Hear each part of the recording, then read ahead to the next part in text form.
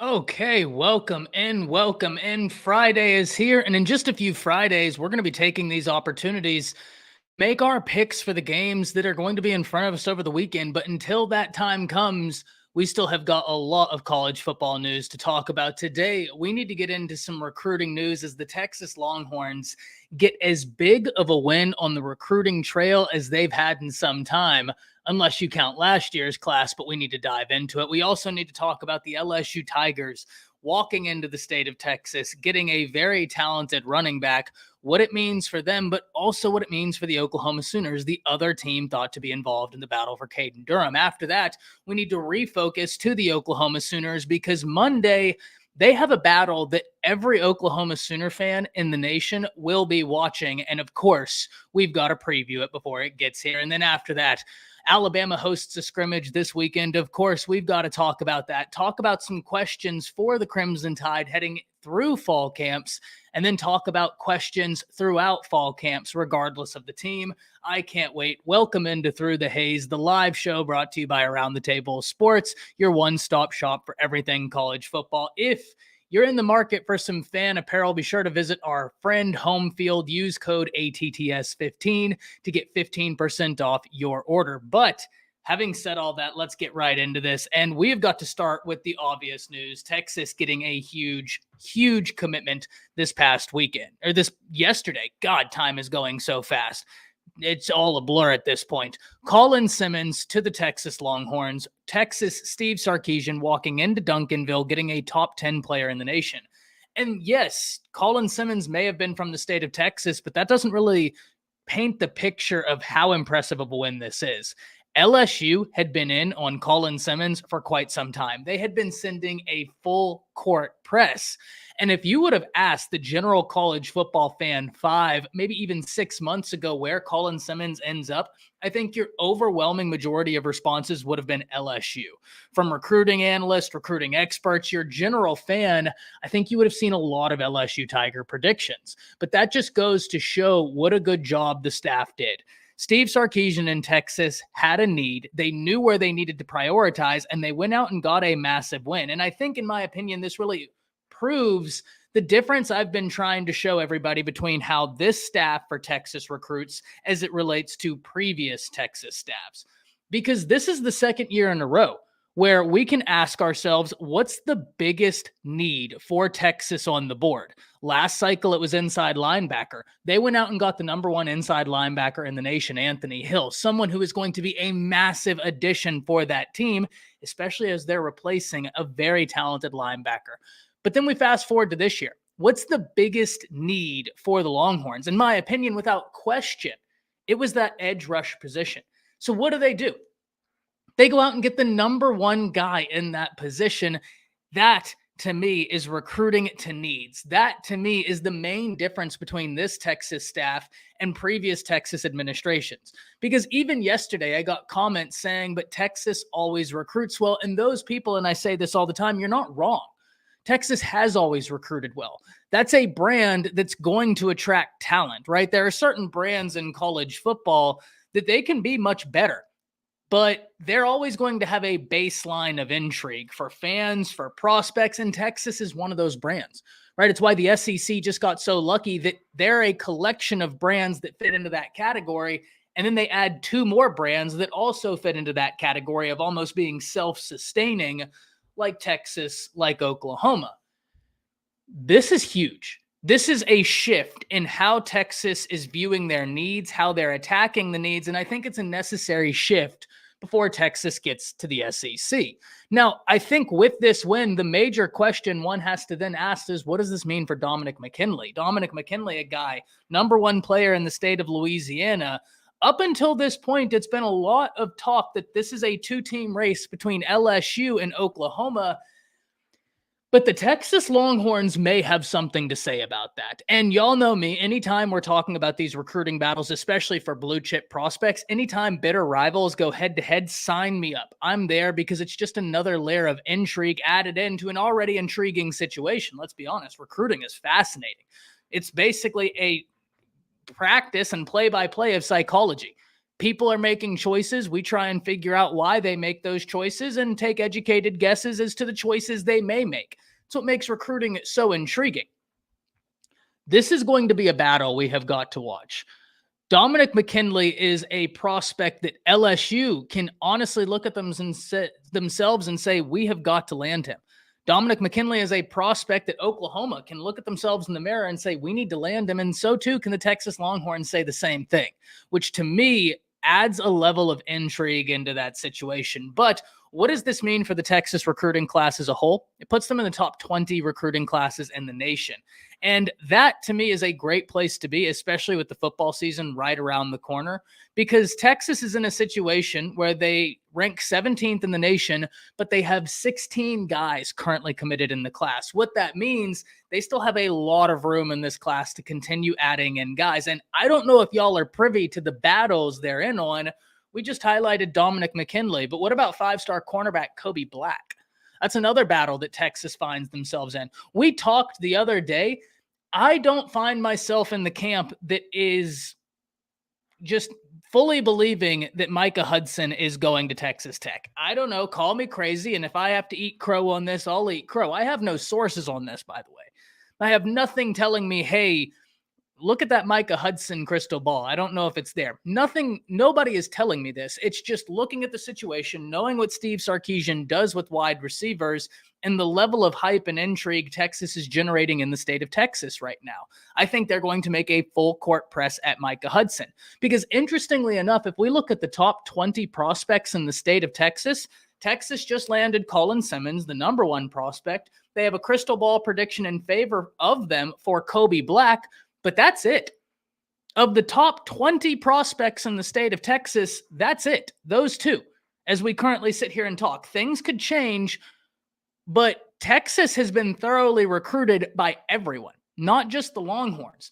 And so I think they're going to make a push, look at a guy such as a Hudson and say, no, let's put the full court press on Micah Hudson. I think he's going to be a guy that they continue chipping away at, and we'll see where he ends up. But at the end of the day, we do know this. The Texas Longhorns are recruiting to need. And I think that's a phenomenal place to be. Recruiting to need is what you need to do in all of these classes. So let's hit some comments before we continue on down. Eric says, what's up, Ty? Roll Tide. Eric, happy you could be here. Corey Baker says, Texas. Yeah, man, huge win. Lester says, Boomer, hey, Monday, we're about to hit that topic right there. Corey says, horns up all day. Jay with Unfair Sports. Ty with the weekday nuggets. Of course, man, of course. And Jay, you already know. You want a link. You just ask. Drop the link for you. Get the horns up symbol. Texas did good winning Simmons. Yes, they did. I hope he does well in every game except Oklahoma. I am happy that he's not there this year. Right, Bama replaces a quarterback. Super interested in the Bama offensive line. We're going to touch on that because that Bama offensive line could be really fun. I don't want any more weapons like Colin Simmons on any team, right? And that just goes to show that guy is going to be a difference maker. Recruiting is better under Stark, but without the fourth quarter adjustments, it won't work. And Bryce, that's where whenever we get into fall camp questions, you've beaten me to it, my friend. That's exactly where we're going. LSU battle for McKinley. Texas will go 8-4 like always. Maybe Tristan. It's going to be interesting. Sark takes care of the state of Texas like Tebow shut down Cali. Hey, that's tragic. That's tragic. We talked about some USC stuff the other day and some questions for USC as well, but we'll get into that if time allows at the end of this episode. We're certainly going to get into some fall camp questions. If not, we'll carry this over into Monday. Y'all already know the formula. These happen Monday, Wednesday, Friday, so the party doesn't stop. But let's keep chugging ahead. Texas gets a huge win. They're not alone. LSU came out yesterday getting half of the wins they hoped for. They didn't get Colin Simmons, but that's fine. They got Caden Durham. And the question needs to be asked, first and foremost, what does this mean for LSU? Secondly, what does it mean for Oklahoma? A team that has been chipping away at Caden Durham for quite some time, a team where he is a legacy to the Oklahoma Sooners. Well, we'll start there first. For Oklahoma, there's no question, there's no world where you would not want Caden Durham in your recruiting class, right? I think we can all be intellectually honest with each other here. In a perfect world, you get all the running backs you currently have plus Caden Durham, because that's what Jeff Lebby and them really want to do. Jeff Lebby, we talk about what he brings to the passing game, but I've been one to pull your attention to what he does in the running game, where when he was at Ole Miss, he was spreading the ball around. And that's actually one of the things I highlighted before he ever called a play for the Sooners, is that Oklahoma fans, you might need to expect a very deep running back room because he likes getting the ball spread around. Very interested to see what that looks like this year. Eric Gray no longer there. You have some very intriguing young talented running backs for the Oklahoma Sooners, coached by DeMarco Murray. Jeff Lebby is the offensive coordinator. Super interested. But that's the same exact reason why when Caden Durham commits to LSU, you as an Oklahoma fan can sit there and say, man, what a great win by LSU. Would have loved to have him, but if there was ever a year for us to lose out on a running back prospect like a Caden Durham, it would be the year where we have the number one running back in our class and the year where we believe we have found a diamond in the rough in Xavier Robinson. You already have two very talented running backs committed to you. And as Jay with Unfair Sports put out a video yesterday, where will Oklahoma pivot? Well, he gave you a player yesterday that you all need to go check out where Oklahoma could pivot. Jay, we'll talk about that this evening on this evening's live stream, 6:30 Central Standard Time, as the Bama Standard crew joins us. Going to be a lot of fun. But for Oklahoma, there's no world where you wouldn't want Caden Durham on your team. The kid logged a 10.2600-meter dash as a junior. That's wild. That is ridiculously fast. He is explosiveness personified. But at the same time, you have done phenomenal work both in this class at the running back room. Last class, you did good work at the running back room, and your running backs are young. So for Oklahoma, you'd love to have him, but it's a loss that you can sustain. For the LSU Tigers, this is where it gets so cool to me, man. And this is what makes recruiting so cool. Listening to Caden Durham explain why it was LSU. First and foremost, track. And if you have been keeping up with my channel or Jay's channel, you'll know Jay and I have been saying on Caden Durham, track is going to be a big deal. Now, I think we kind of split on where we thought he would go. I thought track would be a big carrying force for him. And I thought that the work Oklahoma was putting in at running back was going to be something to note. But the one thing he said that I just never even took into account, because Jay was the one who put me on to track, right? He was the one who said, hey, you know, it's not one of those situations where he's saying he wants to run track. No, he actually wants to run track. Jay with Unfair Sports is the first person to really let me know, like, no, that's going to happen. Like, he is going to run track at the next level. So that right there was already intriguing. LSU's track team is what it is. We all know this. But the second thing, and the thing I found so cool, was hearing him talk about how LSU prioritized him. LSU made it known, you're the running back we're after in this class. That's it. Full stop. Boom. Done. That was a big deal for him. He liked that. And look, if you're a recruit, I want you to put yourself in his shoes. That would be something that I think all of us would enjoy as well. I don't think that there's any right or wrong way to go about it. I think Brent Venables is incredibly justified in trying to pursue multiple running backs because we know how college football works. We know how injuries work, and we know the type of offense he's running. You want to have multiple running backs. You're smart to take multiple running backs in the same class. But this is one of those situations where you have gotten the wins, and Caden Durham is looking at the situation and saying, okay, well, LSU prioritized me. LSU was the team that they said, we're all in on you. You are the guy. You are the piece that we think can take us to that next level. That is a compelling pitch, not to even start talking about the track pitch. This is what I mean when I tell y'all, man, recruiting is so fascinating because this is psychology being played out right before us. We try and figure out why people make the decisions they make, what reasons they have for carrying out those decisions. And through it all, a lot of times just listening to the players, we get the clearest indications, right? It's one thing I talked about, and we're going to pivot after this, but it's one thing I talked about not long ago. A few months ago, before I got married, went on the honeymoon, I charged all of you with a little bit of a task. And I stated, I want you to start listening to what these recruits say after visits when they commit, because you're going to hear a lot of what I call recruit speak, right? These guys are smart. They want to maintain professional relationships with these schools, these coaches. So it's very rare, if ever, you're going to come out and hear a recruit say, hated my time there.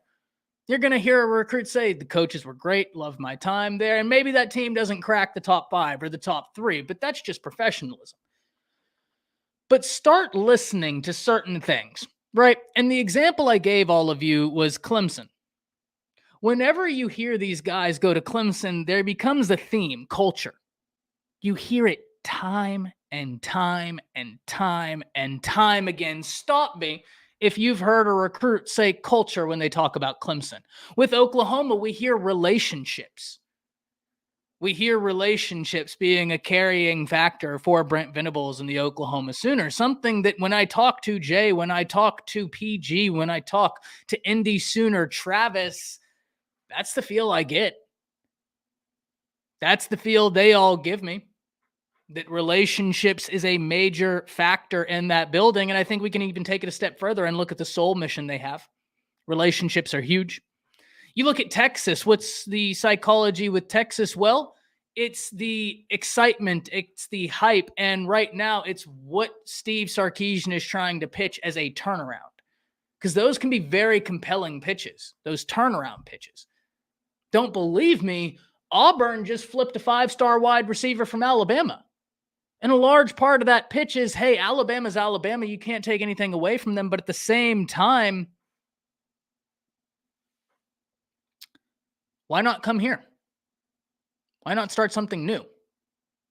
Why not be a catalyst for change? All pitches are valid. There's no wrong way to pitch. You ask what the pitch is for Alabama, it's almost that it's a machine. You come in here and you're going to be taken out of your comfort zone. Are you okay with that or are you not? All of these things are themes you're going to hear, right? With Alabama, it's the preparation, it's the machine, it's that whole aspect. With Clemson, it's the culture. With Oklahoma, it's the relationships. With Texas, it's the changing of the guard, right? So all of these prospects, there are themes. Start listening to it, and you're going to start picking apart some things, and it'll make you think about things a little bit more thoroughly. And I think it's just a really fun exercise. Let's hit some comments. Gonna go. I'm hearing Ryan Williams is gonna reclassify it. Man, I've heard some stuff on that. I don't know about anything legit. God's mercy, I would love nothing more than for Ryan Williams to reclassify. That guy is so talented. So talented. Jay says, believe me when I say LSU is not in the McKinley contest. It's Texas OU. Mom likes both a lot. Look out for Ohio State as well. Yep. I mean, look. It's going to be interesting to see where that one ends up. No doubt about it, because he's going to be a major force for any of those programs. Oklahoma, we'll get into the Oklahoma piece here in a bit. Hayes Fawcett, the man, the myth, the legend is in the building. Guys, I don't have to tell you this. If you're here and you're not following him on Twitter, quite frankly, I don't know what you're doing. That needs to be your first follow. If you're into recruiting, that's your first follow right there. I don't know of anybody in the recruiting game more plugged up into what is going on behind the scenes than this man right here. Go over to Twitter, hit him with the follow. He's going to have you covered for all the newest commitments, all the best graphics. That's your guy for it all. Thank you so much for stopping in. Thank you for enjoying the studio, man. It was a pain to set up, but very, very, very excited to be here. Very excited to be here. And that's just awesome, man. Thank you so much for hopping in here. McKinley loves Soul Mission. Yeah, we just talked about that. Soul Mission is a great setup for the Oklahoma Sooners. LSU can get a Louisiana walk on somewhere else, more OU. Let's see. McKinley's mom is a teacher and raves about the academic side with Texas. Yeah, it really you can't argue with a lot of the things Texas has to pitch with, right? Like we can talk about the state of their football team, right? And the history of how they got here. But I'm from the state of Texas, right? I remember in high school, whenever I was doing speech and debate because I got injured, couldn't play football. I was doing speech and debate and coaching the speech and debate team when I was a freshman in college. We had the state championships at Austin. And I got to talk to their professors. I mean, you can't argue with a lot of the stuff they have going on in Austin. Tristan asked, Ty, how long has Texas been in the changing of the guard? As long as Sark has been there. right? As long as Sark has been there, because Sark is not responsible for the sins of the father, right? And that's something I think we all need to keep in mind for this, right? It's just the same because Tristan, I'm going to give you, I would argue the same argument in favor of Brent Venables.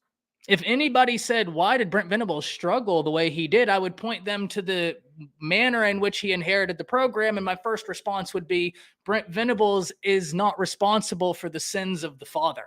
He's only responsible for what he can control. So I hear you. I absolutely no doubt about it. Understand what you're saying.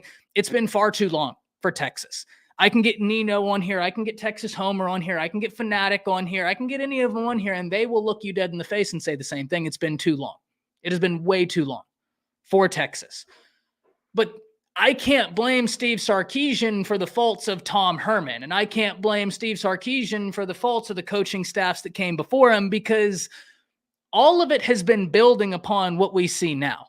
Right. So if you have what we believe, and I myself believe it as well, that Texas had a negative culture, and that was something that permeated and really harmed the football team. But let's put a date on this.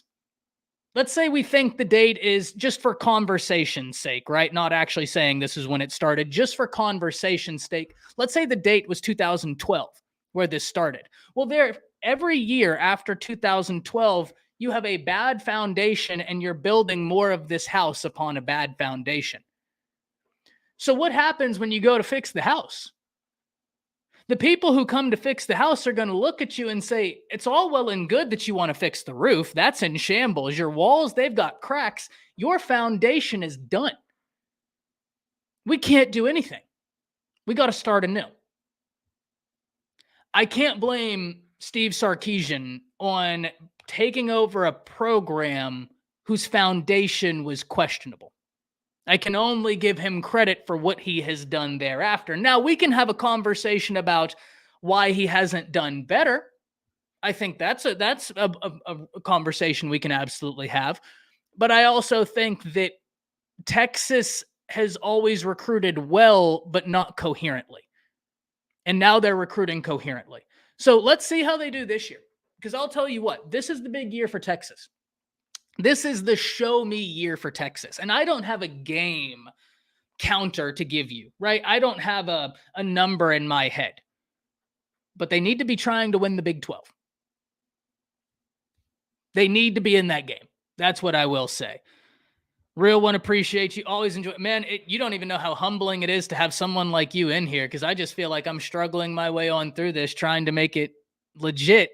And to have someone like you in here, man, that's awesome. Thank you so much again. And guys, once again, go follow Hayes on Twitter. I don't know what you're doing. I said it a while ago, Hayes. We might have to think about really starting this through the Hayes stream, as the Hayes boys getting out here and talking college football. But they don't want that. They're not ready for that. Bryce says, love the show, man. Got to head out. Boomer sooner. See you in the live this afternoon. Can't wait, man. Can't wait. Bama Standard crew will be here. Hopefully Jay will be here. We're going to have a good time.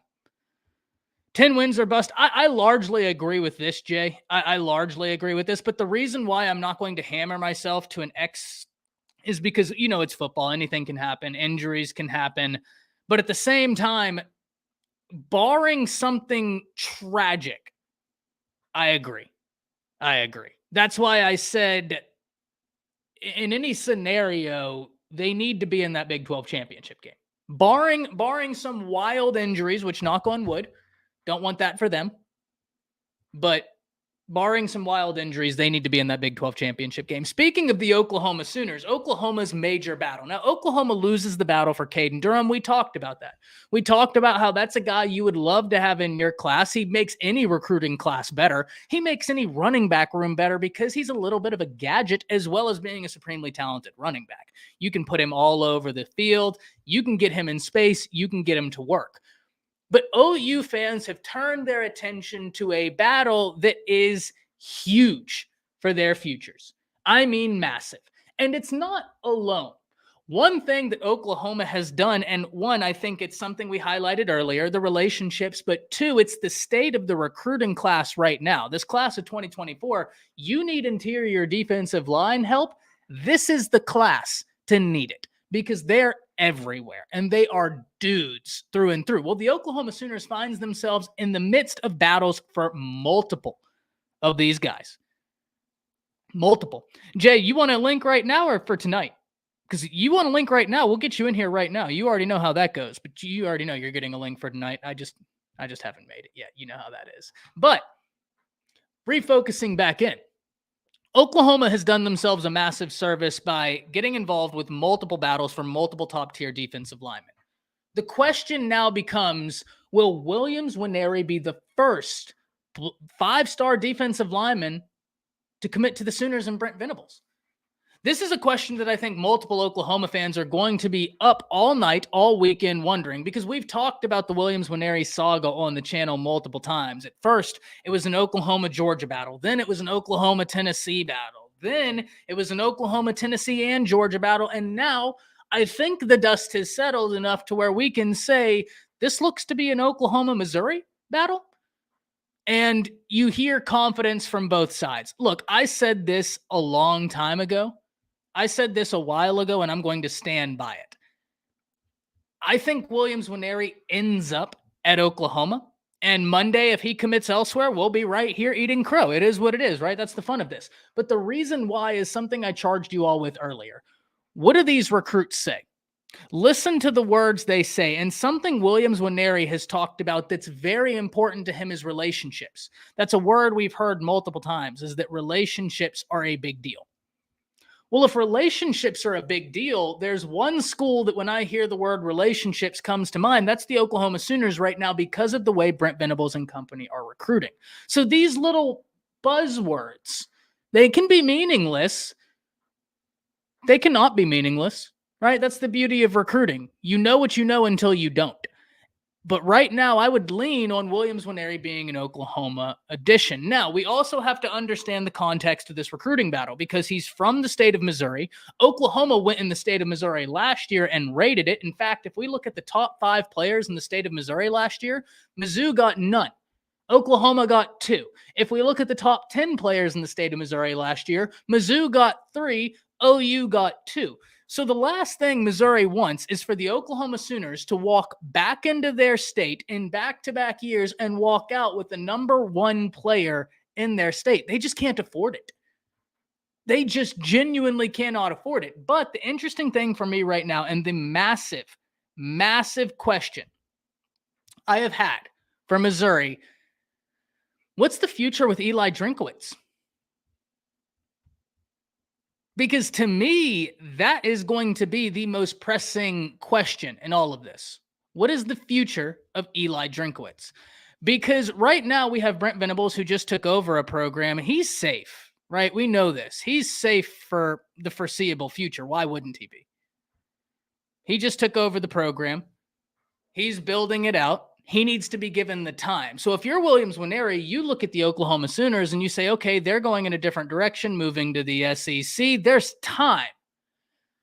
With Missouri, I don't know that Drinkowitz has that long of a leash. I mean, maybe I'm wrong here, but Missouri is a team where I think results need to be shown, right? There's more pressure on Missouri right now in order for Eli Drinkowitz's job security than I think we've had conversations that would indicate.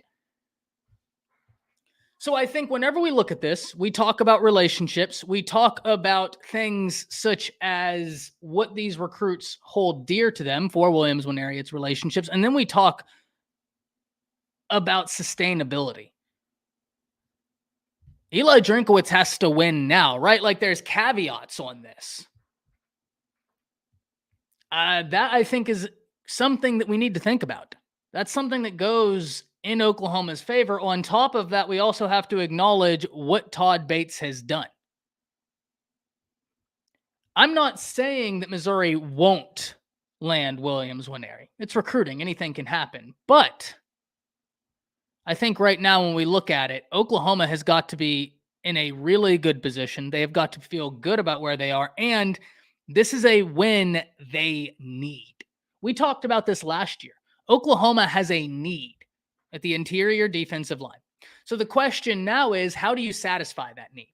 Last year, everybody thought Hicks was an Oklahoma lock until he wasn't. He went to Texas A&M. So how do you mitigate that loss? Well, just like we talked about earlier with the Oklahoma running back situation, Oklahoma is lucky that they have the running back room they have, which I grant you isn't known depth, right? Those guys are young. Oklahoma fans know about them, but college football fans in general don't. I think we could have an argument as to whether or not they should know Barnes, considering he had over 500 yards. That's an argument for a different day. Oklahoma doesn't have that depth on the defensive line, but the reason they got lucky about the Hicks situation is they could look forward into the class of 2024 and say, hey, there's nothing but defensive line depth everywhere in the class of 2024. So we need to now full court press these guys. And that's exactly what they've done. Nigel Smith, David Stone, Dominic McKinley, Williams Nwaneri, just to name a few. They are all out on the position of need, which is that interior defensive line, because that position is necessary for Brent Venables' scheme. They need that in order for the scheme to work at the level they know it can, at the level it has so many times in the past. So Monday comes around and we're all going to be watching. Who wins the battle for Williams Nwaneri? Well, personally, I think it's the Oklahoma Sooners. I think that they are going to be able to pitch that, hey, we have a future in the SEC that's going to be far brighter than the future that Eli Drinkowitz has been able to sustain with Missouri. We just need the pieces to be able to get there. You're the piece. And yes, you can sit here and tell me that Missouri and Eli Drinkowitz can deliver a similar pitch. They can. They can look at Williams Nwaneri and say, you're the piece, but which pitch carries more legitimacy? And to me, there's no argument in that question. That's not an argument. Oklahoma is one of those brands that I talked about this earlier, is almost self-sustaining. So if you're asking yourself the question, which pitch carries more legitimacy, it'd have to be for the Oklahoma Sooners. It would have to be. So this is a battle we're always going to have to watch. We were always going to be watching. But one of the reasons why this is such a big deal for the Oklahoma Sooners is the versatility Williams Nwaneri brings to the table. This is a guy that can play inside. He can play outside. He can do whatever it is you need to do. And the man of the hour is here to talk to us about this battle. And you'll see him again this evening. Jay, first and foremost, this only feels right that you were the inaugural guest on the show, right? So welcome. I'm going to have to turn my camera off and figure out my headphone situation, but go ahead. No, thank you, Tom. And, I had to jump in when you started talking Sooners or whatnot and had to kind of dive in and talk about how this Williams Nwaneri battle is huge. It's important. It's critical. It's probably, outside of Stone, the most important battle for the Sooners going forward, right? We need to win this battle because, as you mentioned before, you said it so eloquently, this class in 2024 is loaded with really, really, really good defensive line talent. Plus, this is the last class where you can truly load up on recruits. And so as Oklahoma prepares to go to the SEC, one of the critical things is having the bodies that can handle SEC schedules. Now, I always laugh at how hard the SEC is, only because it's so top heavy. But in between there's still some good bodies that beat you up throughout a season. And so the biggest thing is you have to survive the game. You have to survive the schedule. And attrition is king. And the good thing about the teams that we've seen, like from Bama and Georgia and in the generational seasons of a LSU, is they've got enough bodies to handle the attrition needed to make it to the end. And so because of that, Oklahoma has got to take advantage of this class, load up. I'm saying between 28 and 30 kids, if you can do it. You load up this year, because once the NCAA actually figures out how to do their job, they're going to switch that bad boy back, and it's probably going to hit the 25 number. And that's not going to be a fun world to be in, because when you're limited to 25 and the transfer portal still exists, and they may make it to where you can only bring in transfers, it's going to be tough trying to figure out what players are best for your roster. And so as the battle for Nwaneri comes through, and as that battle continues to grow, like you said, we're seeing Missouri is trying hard, in which I've told a couple people this. Williams Nwaneri is their Justin Smith.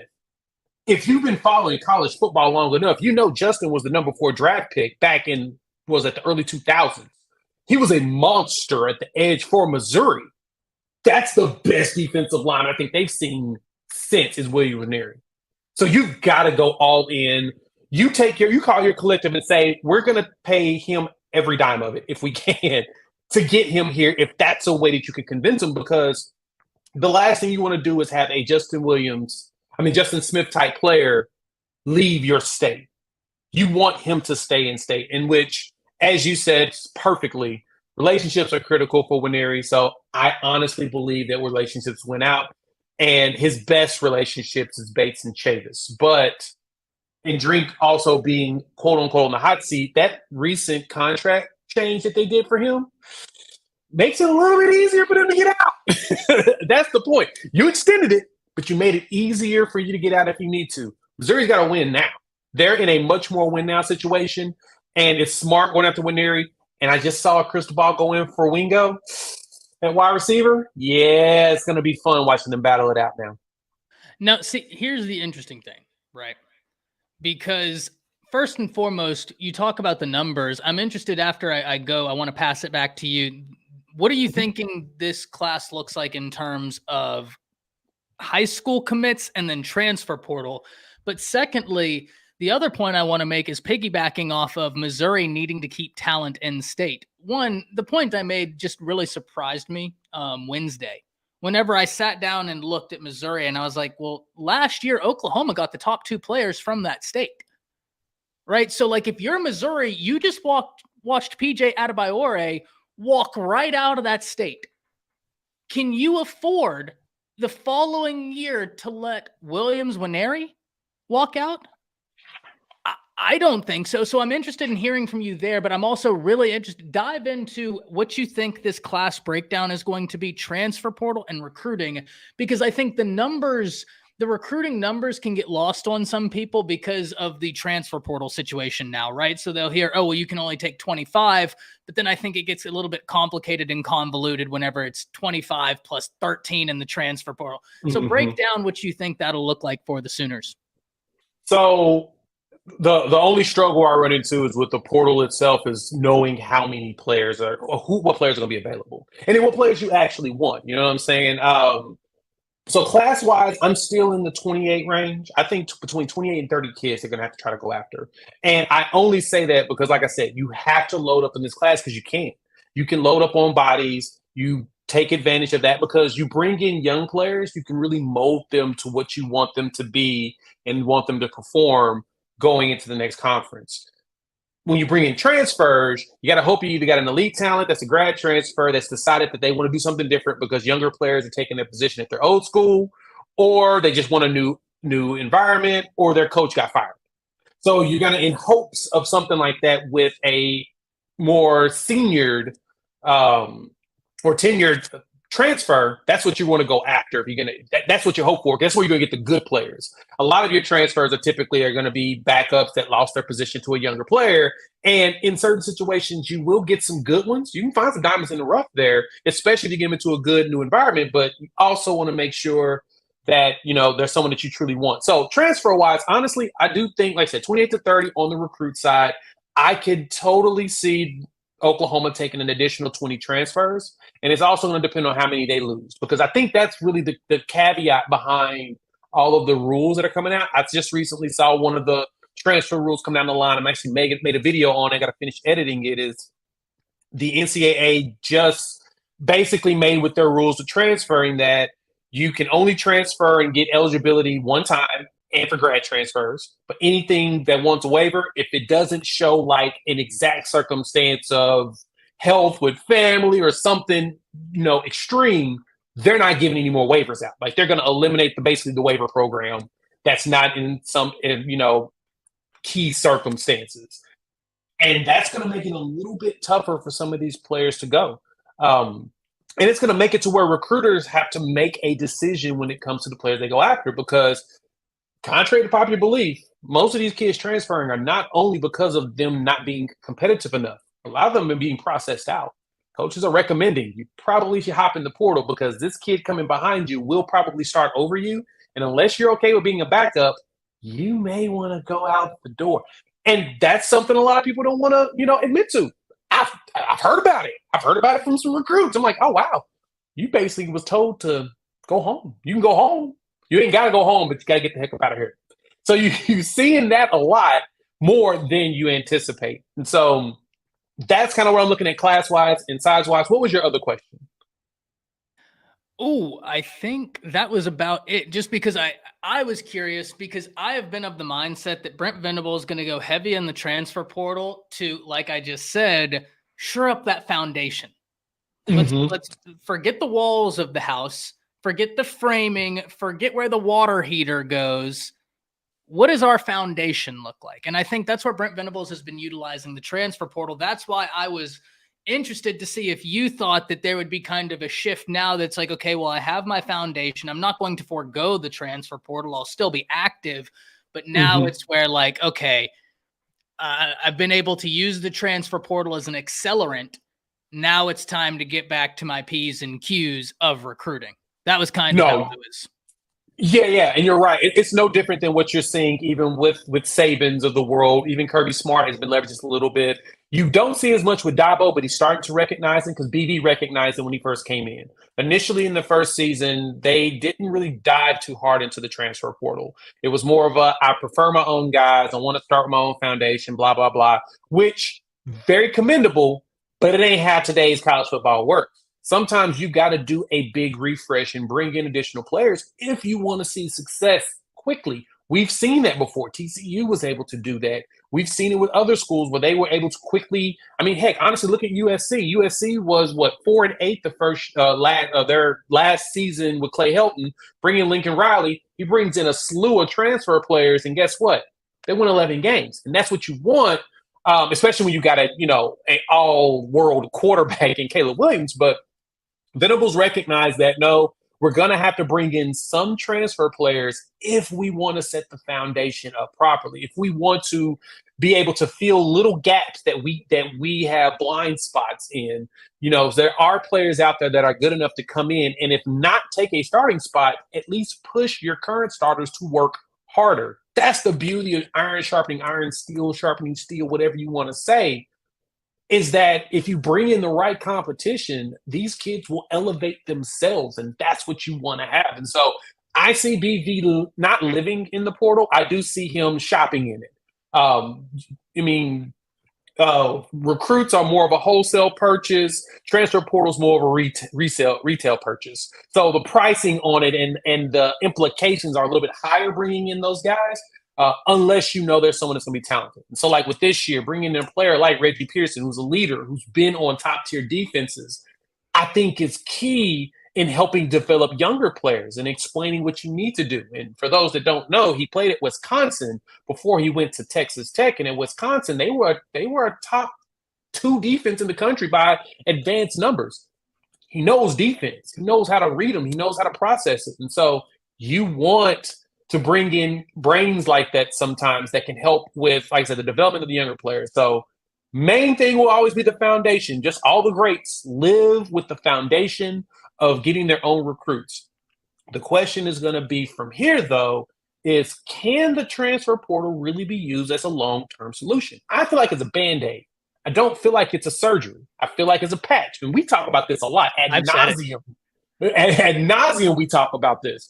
It doesn't feel like it's something that's truly sustainable because when you have that many moving pieces, unless your defense is so simple and your offense is so simple that anybody can pick it up quickly and still execute on it, usually when offenses are that easy and defenses are that easy, eventually defenses and offenses figure you out. So I don't see that as something that's truly sustainable. Well, we'll find out. We're only 2 years in, so we're still in our infancy. We haven't even started really walking yet when it comes to the portal. We'll probably find out in the next 2 years. Very fair. Very fair. We haven't started walking yet, but I'm going to give you a counterpoint that furthers your position and my position because we view this the same, that it's a Band-Aid. This isn't sustainable. You're not going to build a winning championship team from the transfer portal, at least not sustainably. When we look at the teams that have won in the national championship, you can point me to a player or 2 players that they have gotten from the transfer portal that really put them over. You're not going to put 10, 12, 11 names on that list, right? We look at LSU, Joe Burrow. Yeah. We look at Alabama. Jamison Williams was huge for them. Landon Dickerson transferring in, huge. But I'm giving you names. We look at Georgia. You can get a name or two. I think that proves to us that it's not sustainable to build an entire team from the transfer portal, but you can band-aid a team with the transfer portal. Because just like you said, I'm not going to say where my friend played, but one of my former roommates played college football, and he talked about guys getting processed out. And one of the things he said is wherever he played, he had at least 4 or 5 guys that came from SE schools. He said every single one of them had an exit interview where the coach said, hey, if you want to stay, we'd love to have you. We'd love for you to graduate and be a part of this team. But you only have X years of college football to utilize your eligibility and play the game. If you want to see the field like guaranteed, you might look elsewhere and we'll help you. Like we'll see what we can't do. That's real. And I think a lot of people hear that and they say that's terrible. You talk to the players, they'd much rather get told that than, oh, we have a plan for you. No, stay put. We got a plan for you. And 5 years later, they burn all of your eligibility. Yep. That's exactly it. That's it. That happens a lot. A lot. So I'd rather my coach respect me enough to have that conversation. Hey, we'd love to have you, but you're on a clock. If you want to play, you might look elsewhere. That's an uncomfortable conversation, but one that, in my opinion, is a lot better than burning someone's eligibility. 100% agree. Now, I wanted to transition over to some fall camp questions. Bama has a scrimmage this weekend. And I think this is going to do a lot for the fan base, not to answer anything, but to stoke flames. Right now, Alabama has multiple questions whenever we look at the team. First and foremost, who's going to be the quarterback? I think that's the question everybody wants to answer. My question is, what is the offensive line going to look like? Because if the offensive line isn't right, I don't think it matters who the quarterback is. Love the running back room. But outside of the quarterback situation defensively for Alabama, I'm interested to see what Kevin Steele is going to do. He's going to get Alabama back to more of a basic setting to where they can read and react, right? I think that's going to be big. Whenever I look at Alabama under Pete Golding, one of the biggest things they did was almost overcomplicate things, where it's like, okay, something is happening, but you need to clear 3 steps before you react. That's not going to be the Kevin Steele defense. It's going to be read, react. And that's something Bama needs. So my biggest questions for Alabama heading into this fall period, and especially into the scrimmage, who's going to be the quarterback? Who separates themselves? What does the wide receiver room look like? And most importantly, offensive line sticking on the offensive side. So, Jay, from the outside looking in, curious in hearing your thoughts. Yeah, and you basically hit the things that I'm looking at. First off, quarterback. That's, to me, the most important. And everybody's, like you said, everybody said it. Everybody's going to keep saying it. Because one thing that we've learned in college football in the last, we'll say, 10 years is that if you ain't got a quarterback that can execute a really good offense, you're not winning anything. That basically just hamstrings you from the beginning, period. You're done. No matter who your receivers are, no matter who your running backs are, almost borderline who your line is. If you don't have a quarterback to execute, you're not doing anything, because that is how dependent we've become on quarterbacks. Most of them need to do just about everything. I mean, one of the few exceptions out there was probably Mac Jones, but he walked in with an elite team that ran the same offense the year before and was ready to be dominant. And he was accurate as hell. He knew how to put the ball in the right spots every single time. So until we know what Bama's quarterback situation is, that is my only fear. Now, of course, granted, a bad season for Nick Saban is 10 wins. You're going to win 10 wins. That's not a concern. It's just those important key games where you need your quarterback to truly take over. is where the fear comes in. So we'll see what that looks like long term. Now, outside of that, I really want to see more of Caleb Downs. Not gonna lie, that is going to be an exciting thing because, like you mentioned before, bringing in Steele as Kevin Steele, bringing him in as the defensive coordinator now, replacing Pete Golding. What always fascinated about me about Golding is Golding was supposed to be like a little Saban. He was supposed to be really doing what Saban's bidding is and what he wanted. And it felt like over time, Saban saw that, yeah, you're doing a little bit more of you. I need to move on to more of a veteran. Because a young DC like him, I really thought that he was going to be there forever. It felt like he was going to be under Saban all the way through Saban's retirement. So I was thinking at least 10 more years of him. And it just looked like there was just a disconnect between the two, which shocked me because I know a lot of teams wanted to hire Pete Golding as either their DC or even a head coach because of his affiliation with Saban and being a light version or a young version of what Saban was putting together back in the day. And so bringing back in Steele brings that old school mentality. And I saw a tweet that showed that the offensive line is going to be like an average of like 320 pounds or something like that. Oh, bully ball is coming back, baby. That is going to be life at Bama. And if that's going to be the case, I want to see what that run game is going to look like. And I think the run game, it's also going to step up big this season for you all. I think you'll lean more on the run. That's going to be kind of weird in the Tommy Rees offense, but I think that's where y'all lean this coming season. I think it's going to be Saban saying, Tommy, don't get cute. Well, that's Tommy's run that ball. Go. That is true. That is true. That is true. That is very true. But y'all got some pretty good wide receivers, so you got to kind of use them too. So I was expecting that to be leveraged as well, but I think it's going to be bully ball. And if that's going to be the case, man, Bama's going to be a hard out. Like, you're going to have to fight tooth and nail to get them to lose a game. And so for me, figuring out the quarterback, want to see what Downs is going to do, and I want to see what that run game is going to look like. So for me on the quarterback, I have one stipulation. And whatever quarterback satisfies this, that's going to be who wins the job. Who takes care of the football? Yeah. Easy. Who doesn't turn the ball over? That's who's going to be your quarterback. Point blank, period. But to reference your point about the offensive line for Bama is going to average 6'5", 328 pounds. Yeah, they're going to be big. They're going to be very big. Clear, what's when you said that's a problem for Bama, though? What is that in reference to? I'm curious. But I did want to talk about this. When he says Golding wasn't bad, but some of his calls were questionable. That's what I mean. Golding is one of those individuals where Nick Saban liked the theory behind it, but it just didn't work. I'm actually going to tell on where my roommate played for, but he played for Pete Golding before Pete Golding went to Alabama.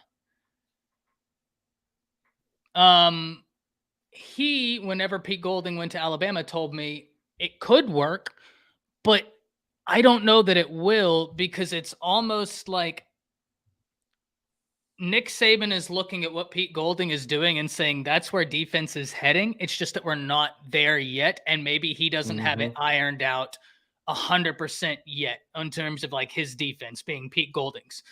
So I think that's why he was around for so long. Because I think Saban looked at Pete Golding and said, some of the things you're doing are going to be the future of defense. I just don't know we're there yet, or I don't know that Pete Golding had it ironed out enough yet for it to fully work. So that's going to be very interesting. A lot of people are saying, so when the run is shut down, then what? Well, that's why you use the run to open up the pass. Yeah, I mean, that's been something that Bama has done before. That's been something that multiple teams have done. I think Bama is going to be very balanced. I think that there's this notion that if you're not air raid, then you're just run heavy. But that's not the case, right? I can point to the Georgia Bulldogs last year to where if you shut down their run, they were still going to get active in the passing game. Why? Because they had a very balanced offense. I'm not saying this is going to be a Steve Sarkisian Alabama offense where they're passing it all over the field, but I think you're going to see more balance than you've seen in a while. Because even under Bill O'Brien, they got away from the run real bad, real bad. And then they just asked Bryce to do everything. So I think you're going to see more balance for Alabama. Load up the game. I'm afraid that they are in danger of being one. It's certainly a possibility. But I also think that loading up the box can create problems for a defense if Alabama gets active in the passing game because they have multiple wide receivers that ran under like 10 fives. So they can keep going. Y'all also have Jalen Milroe, who's a lot better than people recognize or want to give props to. Yeah, it's one of those things where the passing game has to get together. They have the wide receivers to be vertical threats, but there's no doubt about it, Clear. There's no doubt about it, RJ. Y'all are on to something. I don't want that to be the notion here is that I disagree because you're right. They have to figure out a way to get out of that situation, but that's why I think they're going to make sure they're so balanced. That's what they have to be. If they want to go to where they need to go to, they have to be balanced. So that's going to be interesting. You talk about Caleb Downs, but Jay, there's a familiar name that could be terrorizing SEC teams this year. Devontae Smith is making his presence known. No, not the Heisman winning wide receiver. Bama has a safety named Devontae Smith who has been blowing away the coaches in the practices. And he might be the guy starting next to Caleb Downs. That's going to be interesting. C Clear says, I hear you on balance, but what quarterback on the roster do you trust to make the right? I think this isn't a wrong point, but at the same time, I think it's a little unfair because I don't know who Jalen Milroe is. Jalen Milroe had to run Bryce Young's offense with Bill O'Brien. And that's not an offense any other quarterback, maybe in the nation, would have excelled at. Maybe one or two. I am sold on Jalen Milroe running a Tommy Rees offense. But the second thing go ahead. Oh, go ahead. No, I was going to say, I'm sold on him running that Tommy Rees offense. That's really just my point. I'm sold on him doing it. He's probably one of the more talented quarterbacks that Rees has had to use. So, yeah, I think it can work. Yeah, we're going to see what these quarterbacks look like in Rees's offense because and the reason I say this is because we have to understand what the Bama offense was predicated on last year under Bill O'Brien. Option routes, read routes, meaning it wasn't read, react. It was Bryce, get the ball. What is the defensive back doing? Oh, he's in stack technique. Now I got to hope that my defensive back knows to run a comeback instead of the go. So that's where you're not wrong, Clear. You're certainly not, but it's this level of nuance to the point to where it gets impossible to really understand what these guys have because the scheme they were running wasn't indicative to any of them succeeding. Now, let's not forget Ty Simpson's on roster. He was a former 5-star.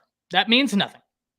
But he's got the ability. He's got a live arm. It's can he play within himself? If he just takes what the defense gives, he's got the arm talent. But he's got a little bit of the, I don't want to say Manziel, but like Manziel, Aaron Rodgers, gunslinger mentality. Yeah.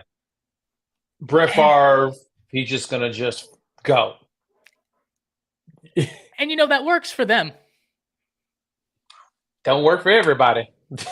Don't work for everybody. It does not work for everybody. Fair point. Ease Legion says you have the Notre Dame transfer. Yeah. Tyler Buckner's there. I don't know, man. When I look at Buckner, the biggest downside to Buckner has been the inconsistencies and turnovers, which is what Bama cannot have. So I'd put him third in this. Yeah, with Buckner, the big thing with him to me is, and this is where I'm this is where I'm giving him a little bit. I'm not negating what you're saying, Tom. I'm giving him a little bit. Probably the most talented people around him he's ever played with. True. And Notre Dame doesn't skimp on talent, but this Bama offense is talented.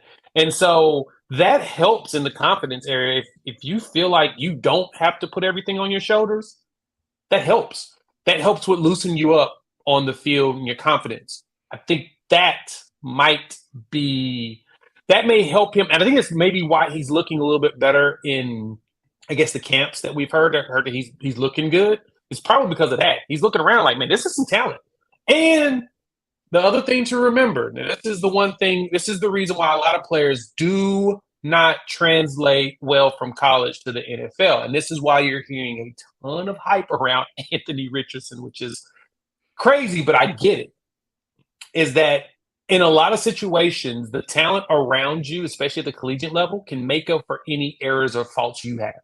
So at the quarterback position, if quarterbacks throw the ball bad and they're playing against, okay talent around them on the defensive side or opposing side, those wide receivers make up a lot of ground for you automatically just because they're just that good. Sometimes you just put it in the air and that bad boy goes and gets it. I mean, perfect example, if we really want to talk about people, Johnny Manziel when he was the Texas A&M. As much of a freak athlete as he was throwing it to Mike Evans. And we see what Mike Evans is doing in the NFL. Like, you got to start looking at all the pieces around it. I mean, the struggles we're seeing with Mac Jones right now with the Patriots and the potential of Zappy taking the starting spot, Mac had it to where he just threw it up there and his receivers would get it. Now, like I said, he's very accurate, but he still had talent to where it didn't matter. So keep that in mind when it comes to some of these players coming in. Like I said, Buckner, he could probably walk out there and look really good, especially running a very good offense that he knows very well. With the talent, he can walk out there and look like a star. The question is going to be can it translate when things really get down to the nitty-gritty, which is typically closer to the SEC championship and playoff games. Yeah. The quarterback situation is going to be fascinating. And we talked about this on the SEC Connect. I want it to be solved sooner rather than later. I think Steven made a phenomenal point where you kind of want that guy taking the reps, knowing I'm the dude. We might not get that until game 1, maybe until game 2. But it really needs to be solved before game 2. Texas coming to Tuscaloosa, that's going to be a massive game. Jay, first guest on Through the Haze. Go ahead. Man, I appreciate you having me, but Alpha Dog makes this statement about Buckner not knowing the offense. I don't think people recognize that if there's one thing I love about Nick Saban is he tells his offensive coordinators to do their jobs. I mean, he lets you come in and shift things. He may have a philosophy that he wants to follow as far as flow, but he ain't changing the plays and offenses. He's bringing you in to do that. And this is going to be a Tommy Rees offense, period. Now, Saban's going to probably say, hey, can you lean a little bit more on your power run aspect? Well, he's had to switch all his terminology. He's running Bama's offense. So he is running Bama's offense? Yeah, he's had to switch all his terminology. Yeah. Well, Dog, you got me on that one, boss. Yeah, every offensive coordinator does that. But that's the brilliance of the offense Lane Kiffin and Sark installed, is that it has so many different layers that you can go through and you can work. Yeah. And that's what I was thinking about. Like, I know with Lane coming in, he basically had him modernize the offense. And so I didn't think that they were changing all terminology towards Bama. So I was wrong on that. You're right on that, Alpha. It's just because we switch OCs so often. We couldn't have it where they had to keep learning new systems. So you learn the Bama system, and then they will add in their little wrinkle. And add into it, add their flavor to it. Yep. Makes sense. That makes sense. Because, yeah, you're right. You all lost OC every other year. Yep. Yeah, roughly. On average, it was 2 years. So, yeah, you had some that stuck around 3 years, 4 years, but most of them were 1 year in and out. And it's not easy when offenses change so much. I think Lane did help a lot. Lane, as much as we don't like what he can and does, he did a bang-up job. And Sark walking in, because remember, Lane and Sark worked at USC together. They basically run the same offense. They're like this. So, yeah. It makes sense. Yeah, Look, there's this notion that when you hire an offensive coordinator, they're going to bring their offense because that's what typically happens. That's the norm. It's just at Bama, things move so quickly. They had to get away from that because they were finding out that, like, we have a quarterback who's supposed to be in his last year, and now he's having to relearn all the stuff. Right. So it's going to be interesting. Now, don't get me wrong. Reese will be adding in wrinkles, and Buckner does know Reese's tendencies. He knows how he likes to call a game, the flow he likes to use. All of those are important points. Learning the X's and O's of the offense, that's going to take time. But knowing those things that always take time to learn about your play caller, Buckner already knows them. And that is powerful. Yeah. That is powerful. So, run commitment's going to be great. Yeah, God, I can't wait for the season to be here. Guys, another episode of Through the Haze in the books. We'll be back this evening, 6:30. The Bama Standard crew is coming over. We're having the Final Whistle Dan, Justin Riley, Coach Smook, Matt Caddell, and Chris James. Plus, if Jay's available, Jay with Unfair Sports. I think I'm going to pull up, man. I think I should be free to join. Yeah, having some former Bama players on, always a good time. Always a good time. But until then, Jay, you already know what I'm going to ask. Go ahead. You know where to find me, Unfair Sports. I was in the comments at the beginning because I was wrapping up some work and said, as soon as you got to Oklahoma, I was like, I've just finished up. I can join Ty. I would love to be on there around the hay. So check me out, Unfair Sports. Find your boy. It's always a blast chopping it up with you, Ty. I learned so much. Now, Alpha Dog, I appreciate you clearing me up on no changes allowed, and Ty emphasizing that. Hey, that's a new one because, like you mentioned, Ty, it ain't that always that normal. We're used to people coming in and doing their own thing. So, hey, Saban runs a tight ship for a reason. That's why he's so successful. Let's keep that in mind. Yeah, we'll see y'all later. Until then, y'all already know. Drop down to the comments what you want to see on Monday. Monday, we're going to continue on to fall camps. We're going to talk about the Winery commitment, but Monday is going to be heavy into fall camps. So until then, see you.